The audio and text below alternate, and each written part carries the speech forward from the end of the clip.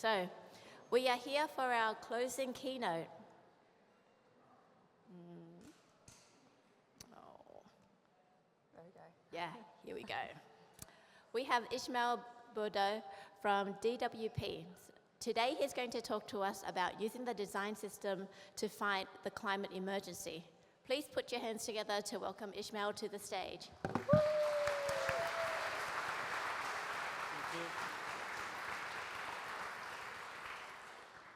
Just wait for the last few people to come in, get settled in. If you'd asked me a year or two ago if I was going to speak on sustainability to this many people at an event like this, I never would have believed it. So this is a positive step. This is the title of my talk about using the design system to fight the climate emergency. We'll see what you guys think, because it's a little bit of a different take on it. First, a little about me. So I come from more of a technical background. I've been an architect and a software engineer, but I'm not just a techie. I'm something like a systems thinker. I love design. I'm interested in content and all the things that go with a good system. I've been in civil service for about just over 8 years in DWP, and I've also been a service assessor, so I understand the service standard, how the service manual works.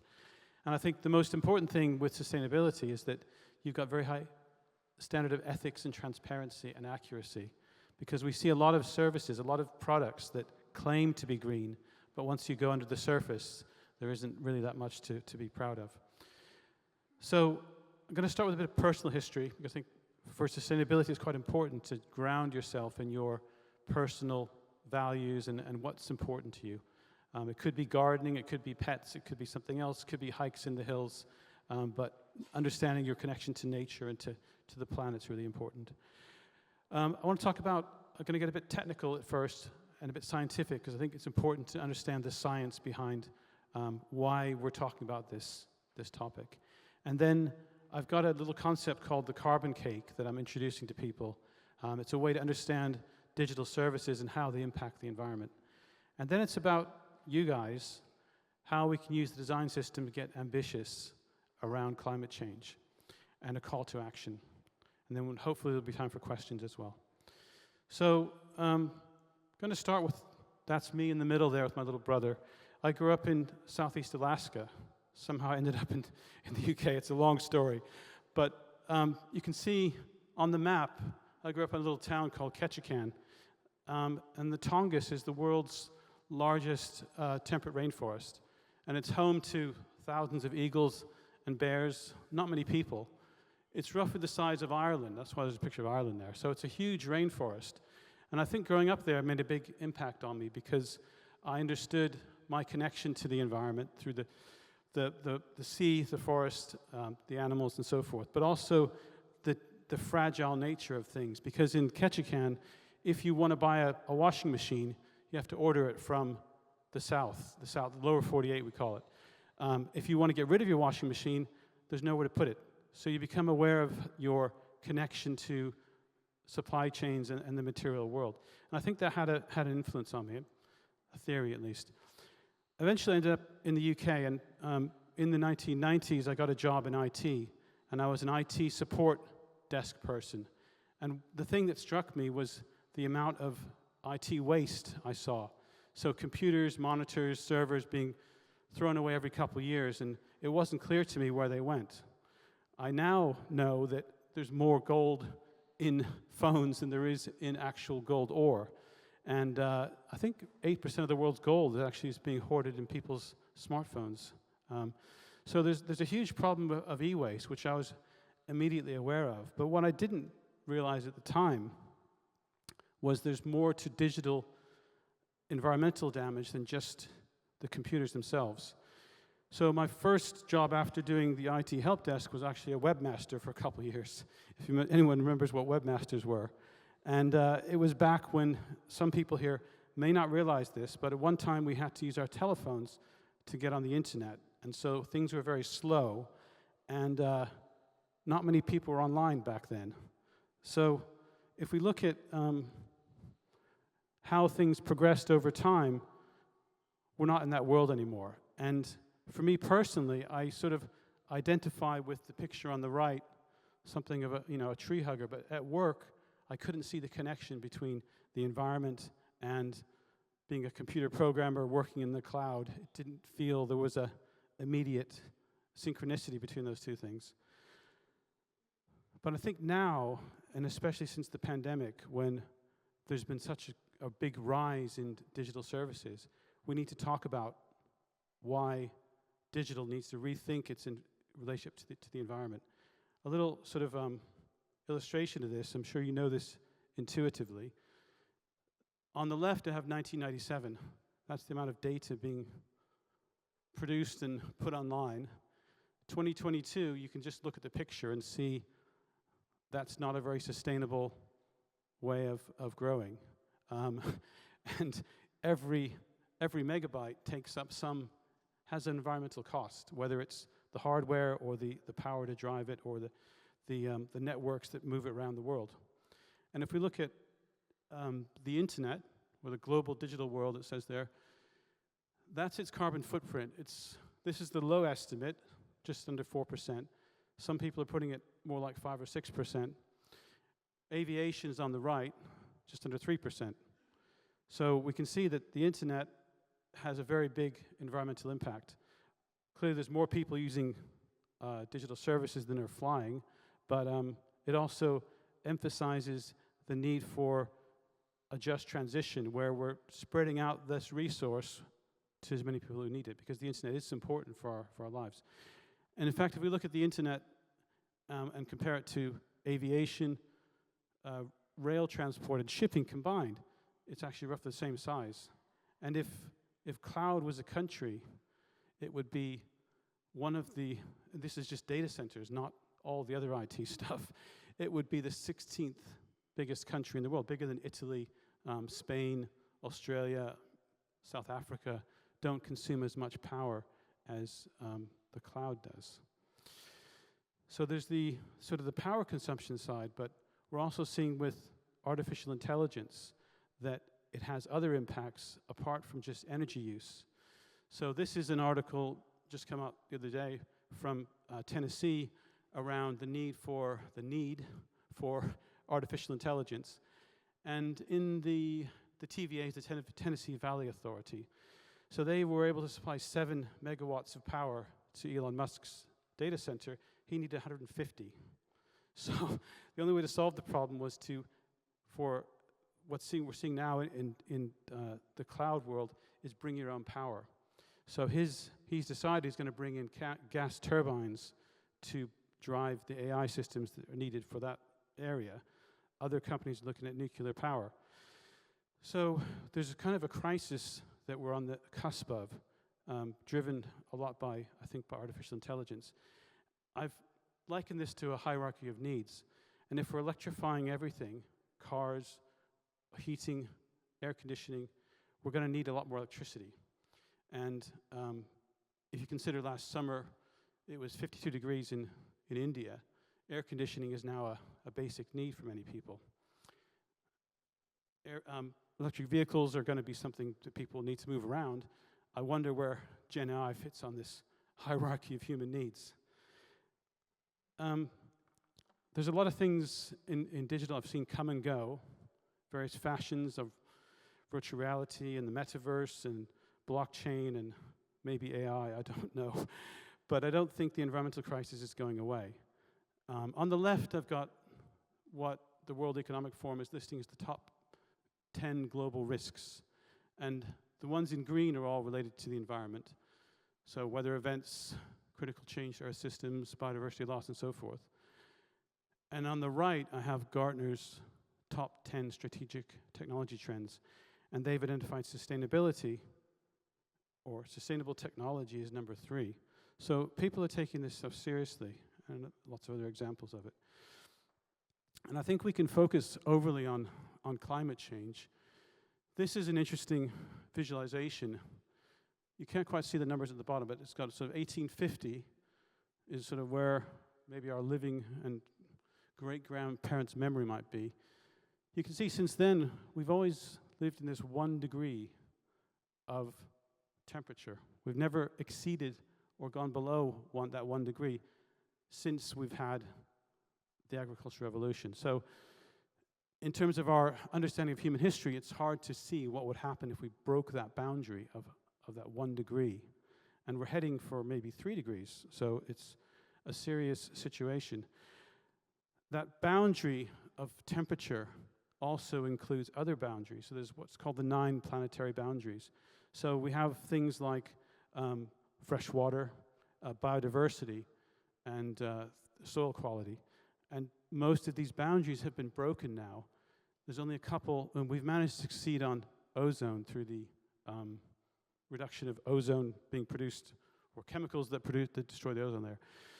So IT does impact many of these boundaries.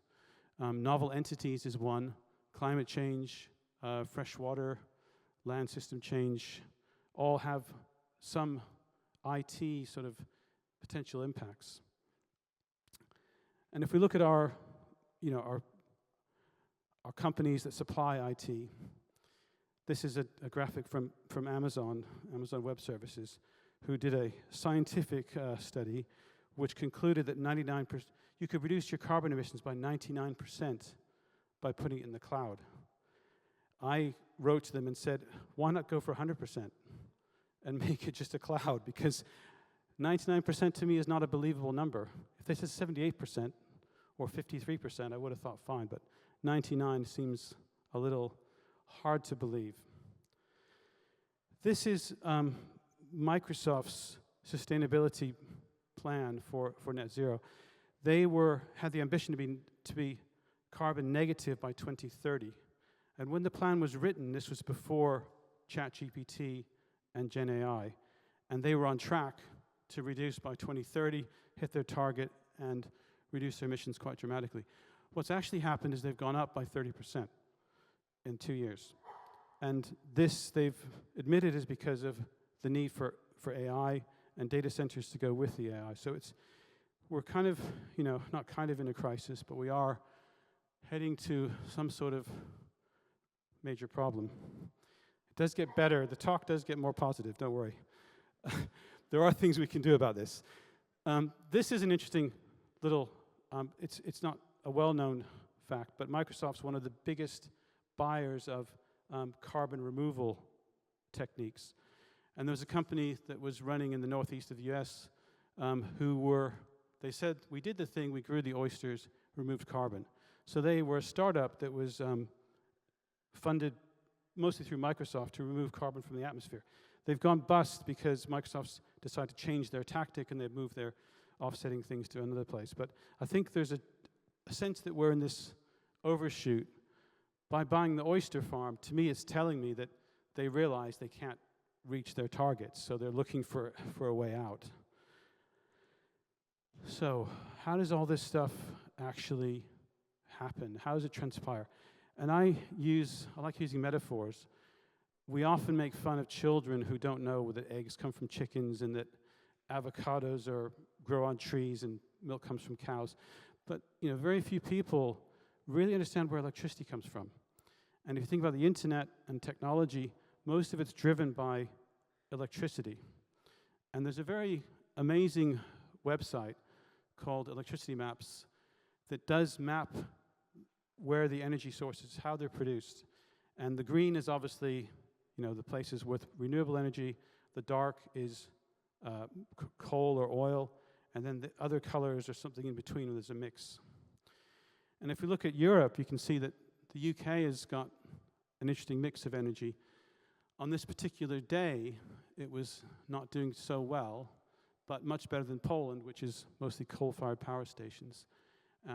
France is nuclear. So this doesn't show necessarily whether it's a nice green energy or a bad green energy. Does it produce carbon?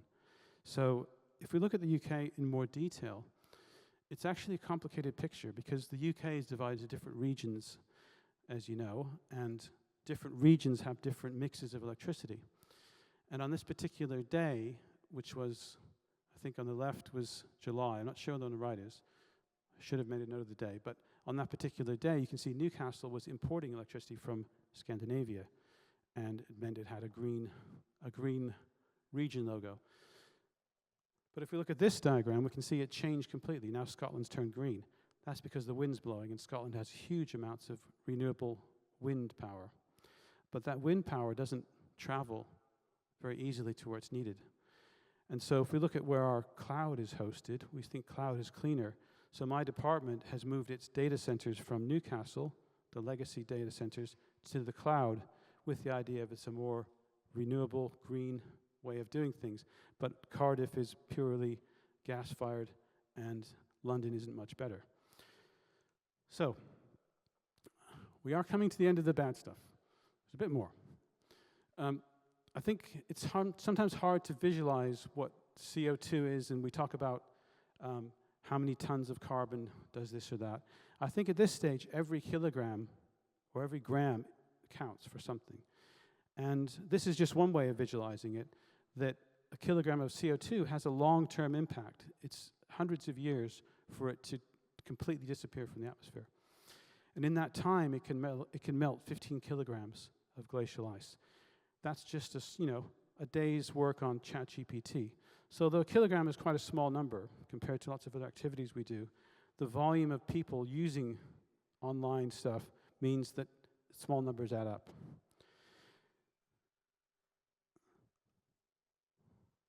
This is a lovely picture of northern Sweden. This is a copper mine in northern Sweden, where they're extracting copper to produce what's needed for the transition. So though we're moving to renewable energy and electric vehicles and things, there is a price to pay for that stuff, and it's an environmental price. And these things are not renewable. These are finite. So although we can produce more electricity, we can't produce more copper very easily. What we're starting to see, this is where we're starting to get more hopeful. This is a lot of work being done in France on this topic, and the French government's produced what they're calling an energy sobriety plan for all sectors. And if you look at digital, they've looked at 4 different scenarios that we could follow. So we have the BAU scenario. We don't do anything, we just carry on. And we're looking at nearly 400% increase in energy consumption and corresponding greenhouse gas emissions. On the very far left, you have what's called the frugal or the sober way of doing things, which is essentially just use less.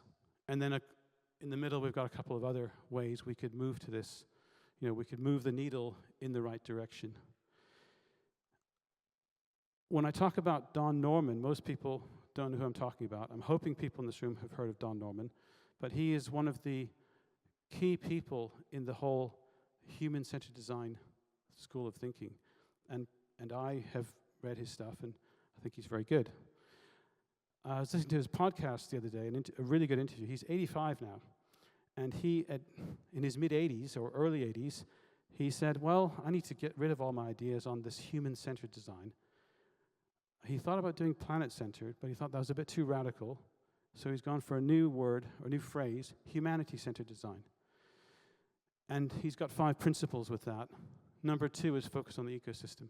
So it's when we're designing things, we're thinking about all of humanity, not just the one user we're trying to target to do the right thing for that product. So there are serious thinkers who are coming around to the idea that we need to change our design approach.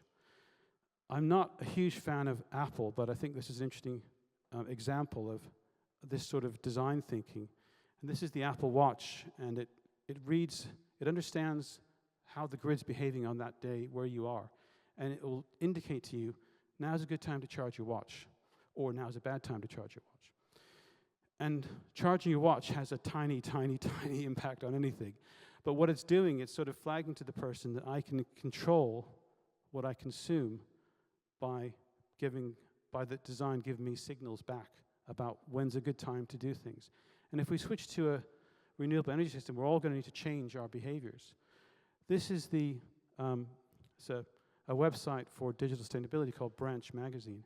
And what's interesting about the website is it changes color depending on, it's based on the UK grid, depending on basically the weather that day.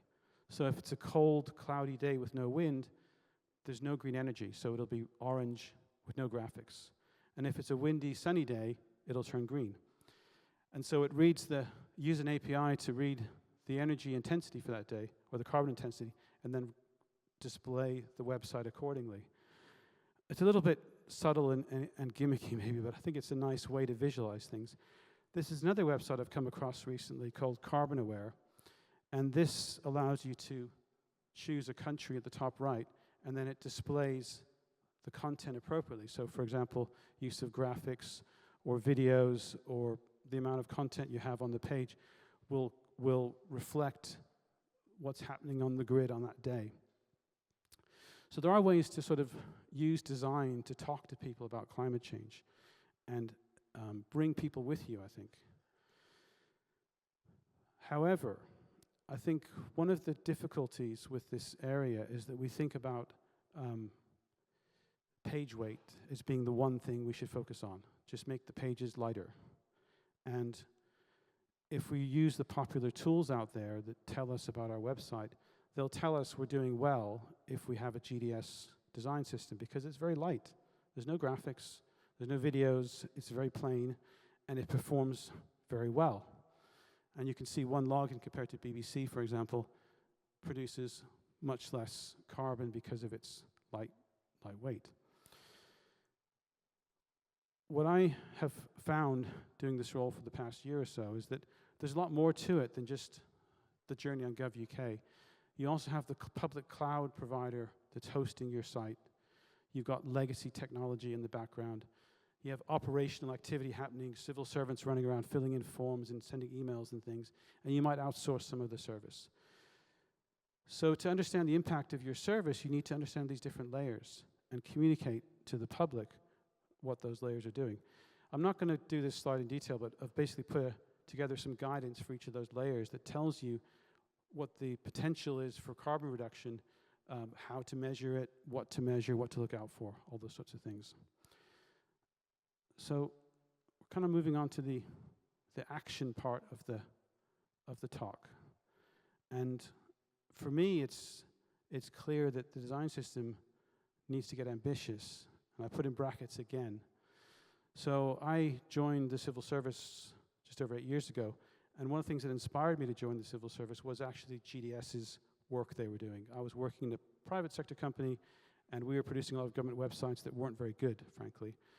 And GDS came along and sort of revolutionized things and set a really high bar for government. And that's why I said again. So this is a little bit of context about where I think the UK is on this. So if we look back at as recently as 2019, I think it was Theresa May's government was the first government in the world to actually put net zero into law. That's quite an important thing. So the UK, even though it's a relatively small country and doesn't contribute a lot of carbon now, historically it does, but not now, it's actually signed it into law. And that means it's led other countries to agree to that net zero plan. Without the UK leading on that, it's doubtful whether as many other countries would have gone along with the net zero stuff. On the right, we can see now that the Climate Change Committee said UK is no longer a world leader. So we've slipped down just in 4 years down those rankings. This is going back a bit. Some people might remember that GOV.UK won Design of the Year award in 2013 against fancy chairs and, I don't know, furniture companies and things like that. And Wired magazine said, Design of the UK is government's data website. So they described it as a data website, which I think is quite funny. But anyway, it was a very groundbreaking design system at the time. And a lot of countries have already copied that idea because it's a very good system. But if we look at the UK e-government rankings, we can see that Japan's doing well. Estonia is doing well. The UK is no longer in that top 10 of government digital services. And I think there's obviously lots of reasons for it. It's not just sustainability. But if we look around the world, other countries are leading on this now. So Estonia has the ambition to become the greenest digital government in the world. And they've got some good material on that on their website, some good interviews and articles and things. Singapore is also has ambitious plans for greening of IT. And because it's a tropical country, cooling data centers in Singapore is not easy. nor is there lots of space to build wind farms. So they have recognized that their location is quite fragile, and they're acting accordingly. And the French government has passed some of this stuff into law around digital technology reductions. So whether it's e-waste or the way that digital services are built. I don't speak French. I'm not living in France. I don't know how tough these laws are, but they do have legislation in place. So I think what I'm asking from this audience is, can you help me develop a new sustainability design pattern? So we'll see what people think. I think with sustainability, it can be quite overwhelming because, I'm one person, what can I do? And we all sort of feel the same, so it can be quite discouraging. And one thing that often people say, well, it's the government's job to do this. And I think if we look around this room, basically we're the government. So this is our job to do this. So it's not just about reducing the emissions from our web services, that's part of it. But if we look at how GDS has impacted other countries around the world and has led the way in rethinking digital government, we have a lot more power than just reducing our individual web service. And the way I'm thinking about this, I've given it a lot of thought. I'm not really sure if this is the right idea or not, but we know that, back in the day we had Bobby, and that was a web testing tool, and you would run it on your website and it would tell you if you're accessible or not. We know that those things are good, and they work to an extent, but you need more than Bobby to test your website. You need humans to test it, and you need to have a sustainability statement. And as part of a service assessment, we look to see that they published an accessibility statement, which will include who it was tested with, whether you involved people in user research who had accessibility requirements, your plans to fix things and improve them, how often you're going to check this. So it's a way to show the public that their money's being spent correctly on making things good for everyone. And it's also a way to hold the team to account on the way it's been built. And there are actually web sustainability guidelines that were published last year. This is version 1.0. And they're a bit like the WCAG guidance. It's a checklist, essentially. And I think there's a lot of similarities between the two. So if we look at accessibility and sustainability, this is how we should think about it. You think about it at the start of the project, you follow the guidelines, you publish and update your stuff, continuous improvement, and you're making things better for everybody. That's the goals of accessibility. I think what you don't do is you don't test at the end of the project, you don't do the bare legal minimum, you don't think it's someone else's job, and you don't publish a statement. So I think there's some overlaps there. And going back to the idea that, this is the government here in the room, we have these different spheres of influence. So, many of us, or most of us, are in this sphere of concern around environmental questions. And then we have this sphere of control. Oh, I can buy an electric car, I'll go vegan, or whatever. I'm vegan, but, people can do these things on their own. They don't need anyone else to do it. But where I think we have the most impact is in the influence phase. So either by how we talk to other people about it, how we design our systems, we can have a ripple effect, I would say. And going back to design, this is a well-established methodology that most of the savings, environmental savings, happen at the design phase. They don't happen with the developers making things efficient. They happen with designers and product owners thinking about what they're building and how it's going to be put together. So it's very much in the early stages where you can make the biggest impact. And the more you move down this scale, the less you can actually do.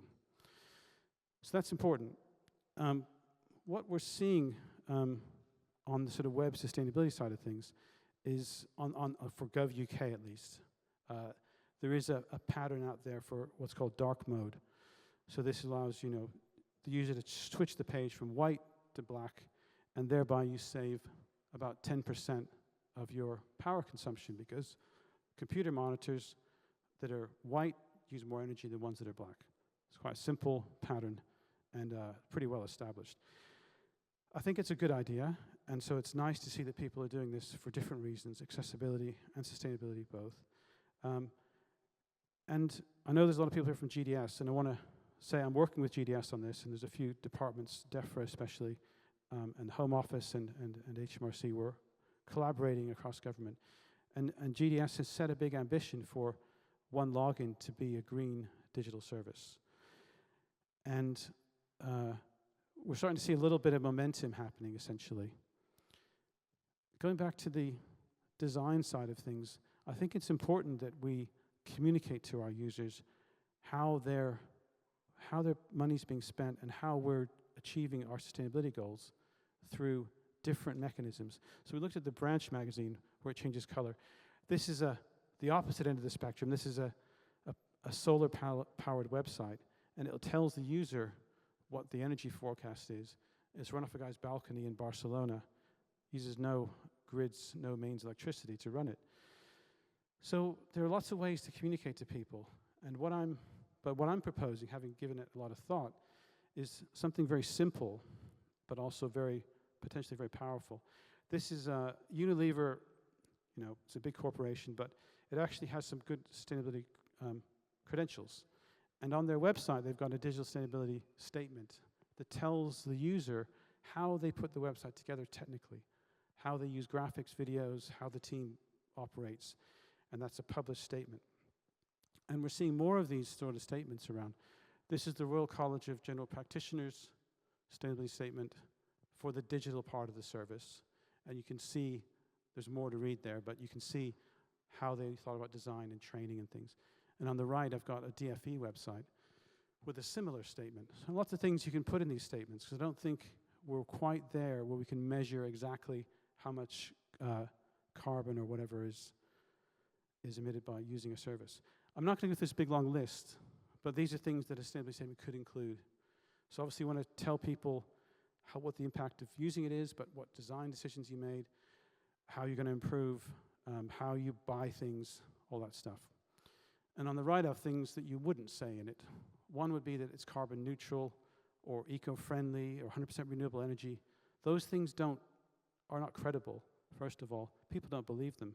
And they don't give you anything to do. If I'm a consumer and I know it's 100% renewable, I don't need to do anything. So it's not actually driving any change. You wouldn't talk about planting trees or saving polar bears on your website. Those things would need to be out. So basically, it's an honest and transparent statement that gives the public and other digital teams and professionals a learning and improvement plan rather than a we fixed it plan. So I've got a couple bits just to add at the end. I've working with other departments on this problem, and I've produced a learning plan for digital professionals. This is all curated content. It's not, you have to pay for it. Most of it's free. There's some books that obviously cost money, but there's a learning path. So I can start off at an awareness level and then go to a practitioner level, which takes maybe a day at most. And then if you want to go deep, there's a lot more content, books and courses to do.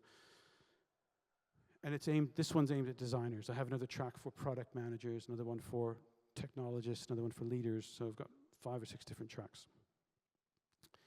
DEFRA's done something similar. They produced 10 principles for greener services. And so I'm working with some guys at DEFRA to sort of flesh these out. And so it's sort of a linear process. You've got the work with policy to define greener goals, and then number 10, measure and publish the impact of the service. So it's sort of a linear thing that helps you as a designer or product owner understand how you might tackle this particular problem. And I guess the final thing that I'm going to be speaking again on September 19th in London. There's a green technology conference, part of a much bigger tech conference. And that's going to have some of the leading people in the country, but also from around the world delivering talks. There's a book signing and things. I could probably get you a free ticket if you want a free ticket. There's the slides are there. I think with sustainability, another thing, I've put links on everything because people question stuff. And it's like if you have a link and a reference, people can go and look at that and check you out. Not just a fancy picture, but like a reference point that you can go and check the facts if you have doubts and things. So that's it. I think I finished right on time.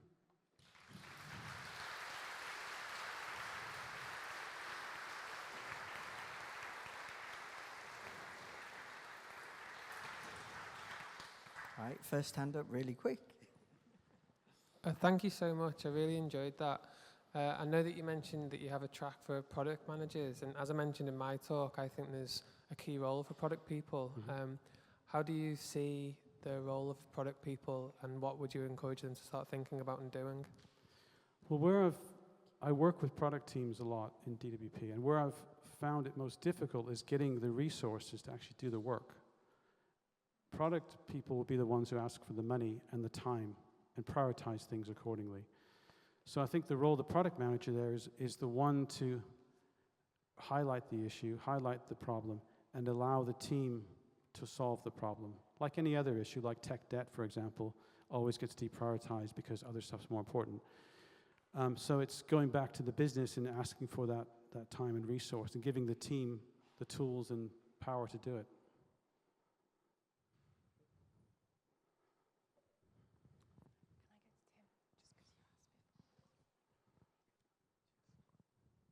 Cheers. That was really, really good. Thank you so much. I really like the concept of did you call it a carbon cake? And also Yes. sustainability statements. And I was imagining that as you go down that cake, it gets maybe harder and harder to calculate. Yeah. It does, yeah, exactly. Things get into like remote working policies and Yes. equipment policies 100%. and become departmental as Yeah. well as service level. And I wonder if you have any strategies for kind of detangling, decoupling all of that. Well, I don't think being 100% accurate on measurement is super important. Right. But I do think, I mean, if you want to bring people on a journey, and there was someone here from DBS earlier, I did a service assessment for that team a few years ago, and the DBS document is always printed and sent to the user, whether they want it or not. And so if you're talking to citizens, to users, you can explain the choices you've made. It'd be quite hard to explain the choice to a user that we have to print you a document because it says so in the rules. So it can be a way to encourage buy-in from citizens that maybe I don't like this journey that much, but if you explain the sustainability reasons why we're doing this, it can, I'm thinking in some scenarios, be a useful way to understand it. Or to, like I said, it needs policy, it needs design, it needs procurement and technology all working together. Yeah. And another example from DWP is we have the PIP benefit, disability benefit, which is often challenged in court. And the process for getting the documents together for evidence is a 700-page printout. Then they scan it. Then they shred the paper. That's being improved. That's how it was a couple of years ago. Yeah. But it's like there's a lot of clunky processes, and I think the sustainability statement could include things like paper and travel. It doesn't have to just include the digital journey. Yeah. And so then it would, if you're making people sign this bit of statement, I'm the product owner, I agree we print 2 million bits of paper every year. You'd have to then ask some hard questions. Yeah. Any more questions?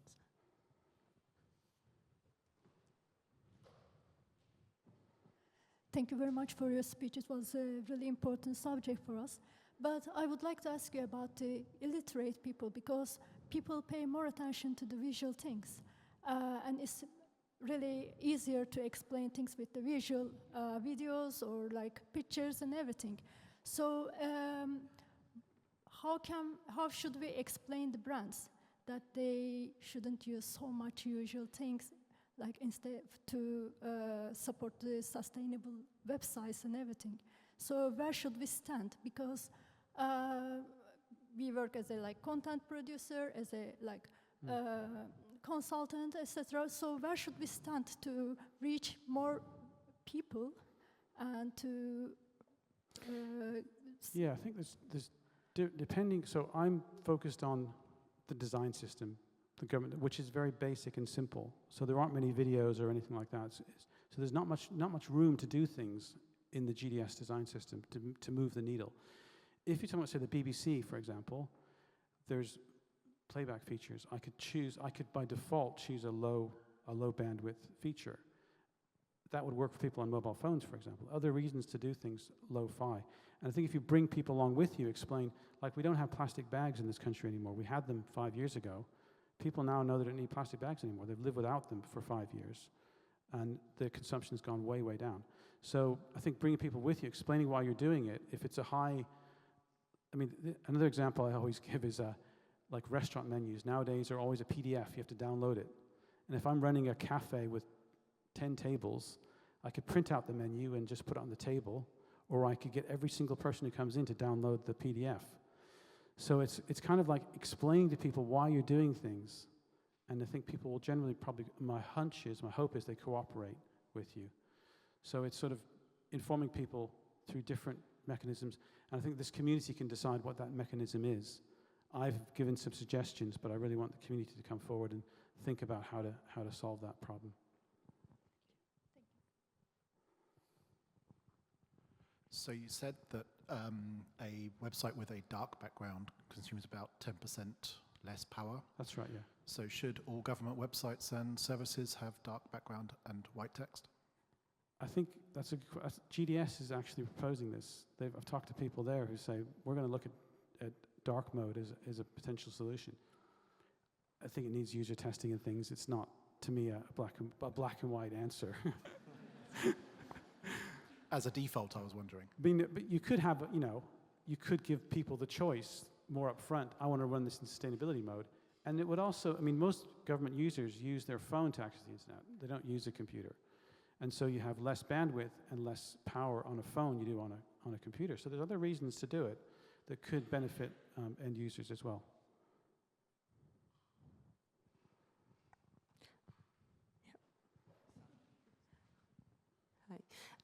Yeah, thank you for the talk. As a designer working for an AI company, I know you mentioned AI having a major impact. What is your recommendation? What should I do tomorrow to start having an impact? Yeah, so it's difficult if you're working in a consultancy. So I'm put together an AI governance framework for government, for DWP, and that's about making sure your AI is net positive. So we accept AI is going to use loads of energy. We can't get away from that. So you could say, we're not going to use AI because we don't really need it. That's the easiest thing. But if we're going to have to use AI, it's going to benefit this other thing somewhere else because we can remove travel or paper consumption or some other material thing. We turn off some IT somewhere else. So kind of having an equation. On the negative side, this is the IT language model we're using and how we're training it. And then on the other side, we're going to remove some IT equipment or whatever. The other thing, there's also, you can go into more detail, you could train and run your model in Sweden rather than the UK, and then you would reduce your emissions by 90%. So there are simple things you can do as well. Got time for one more. Okay. Oh. Sorry. Yeah, great talk. Thank you. Just want to go back to that question somebody asked over there about using different media and different mediums to convey messages. I think maybe there's a point of you can produce efficiency by using correct kind of medium. So video will convey something faster than a long paragraph, which someone will read for a considerable amount of time. Would you say it's a good thing to, Duncan's talk actually was about analytics and tracking stuff. Could you argue that by tracking the before and after of using different mediums, say you need to convey an explainer in a long page that needs to be read for a considerable amount of time and compare that against a 2-minute video or a 1-minute video that conveys the entire message, I suppose you could say that is using less data and less power. Yeah, I think it's, or a picture. Yeah, there's or a different ways picture or something like that. Yeah. But to add on to that, to use analytics to track that difference and use analytics to show we've just saved everybody this much data or this much energy by not having their computers on for that much time. I think for designers, it's just having another lens on things. And including sustainability as part of your design criteria when you're trying to solve a problem. And there isn't one answer for everything. No. but you've got a really good point, and I think that's where designers need to educate themselves more on the options that are available and how they impact the environment, and just weighing it in all decisions. And I think the data would then be kind of Could support positive. it. Like you want to see like good numbers as opposed to bad numbers Yeah. by having the data to show the difference. Yeah, it could help. It could help add to evidence, Yeah. definitely. Yeah. I think we've run out of time for questions, but we did have a bunch of other hands. So Ishmael, Okay. how can people get in touch with you? Well, you can. I'm happy to share my email or LinkedIn. I'm on there. Those are the best two ways. Okay, so yeah. I'm also happy to come and give a similar talk in your individual departments if that's of interest. I do a lot of outreach stuff to different groups, different departments. I can tailor a talk to the group that you're trying to address, whether it's procurement or tech people or designers or whatever. Okay, fantastic. Thank you. Just another note, I've seen people snapping a lot of pictures today, so we will share the slide deck, the main slide deck with all the talks. So the email that you registered for your ticket with, we will send you that slide deck. So if you miss something, don't worry, we'll send that out. We're just going to give our speakers a chance to add alt text to all the images and things like that, and we'll send that out. Great. Thank you, everybody. Very good. Thank you, Ishmael.